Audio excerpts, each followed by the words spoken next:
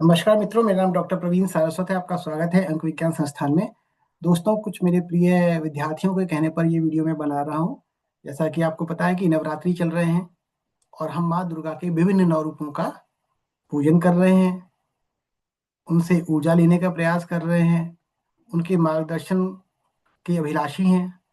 दोस्तों, हमें समझना होगा कि माँ दुर्गा वास्तव में है क्या। आपने अभी तक कोई महिला ऐसी नहीं देखी होगी अपने जीवन में जिसके 8 हाथ हों, लेकिन अष्टभुजाधारी हम माँ दुर्गा की पूजा करते हैं। वास्तव में ये है क्या? हमारी जो सामाजिक परंपराएं थीं उसमें कभी भी जाति जैसी कोई चीज थी ही नहीं। कहीं भी हमारे पुराने पुराने शास्त्र हों, उपनिषद हों, वेद हों, वहां पर जाति व्यवस्था का कोई उल्लेख था ही नहीं। हाँ, वहां पर वर्ण व्यवस्था थी। जो व्यक्ति जैसा कार्य करता था उसे कार्य के प्रक्रिया के अनुसार, कार्य की प्रकृति के अनुसार उस व्यक्ति को उस वर्ण से संबंधित माना जाता। जो व्यक्ति पूजा पाठ करते थे, ज्ञान बांटते थे, ज्ञान का संचार करते थे, वेदों का अध्ययन करते थे, उनको हम ब्राह्मण वर्ण से जुड़ा हुआ मानते थे। जो समाज को सुरक्षा प्रदान करते थे, युद्ध कला में निपुण होते थे, बाहुबल बहुत अच्छा होता था, कौशल होता था, युद्ध नीति होती थी, उनको हम मानते थे क्षत्रिय वर्ण से।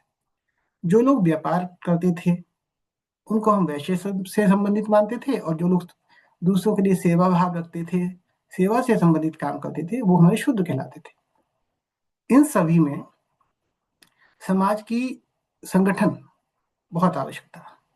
संगठन अगर हो तो वहां शक्ति का निरूपण होता है, शक्ति होती है, शक्ति का वास होता है। तो यहाँ प्रतीकात्मक रूप से हर वर्ण से एक व्यक्ति का संबंध लिया गया और 4 व्यक्तियों के 8 हाथ होते हैं। अगर ये 8 हाथ मिल जाए, अगर इन 4 वर्णों में एकता हो, समन्वयता हो, मित्रता हो, एक साथ मिलकर काम करने की भावना हो, तो शक्ति का संचार होता है। तो माँ दुर्गा के ये 8 हाथ समाज की शक्ति का प्रतीक हैं। तो आज से हम माँ दुर्गा को शक्ति के रूप में और शक्ति विशेषकर सामाजिक संदर्भ के रूप में माने तो हमारे लिए बहुत बेहतर होगा। और आप सभी को मेरी ओर से बहुत बहुत नवरात्रि की शुभकामनाएं, और ईश्वर करे आपके हाथ इतने मजबूत हों कि समाज में आप जिस वर्ण व्यवस्था से संबंध रखते हैं, समाज के लिए हितकर हों और समाज में शक्ति का संचार करें। देश को, इस पूरे ब्रह्मांड को आपकी सकारात्मक ऊर्जा की बहुत आवश्यकता है।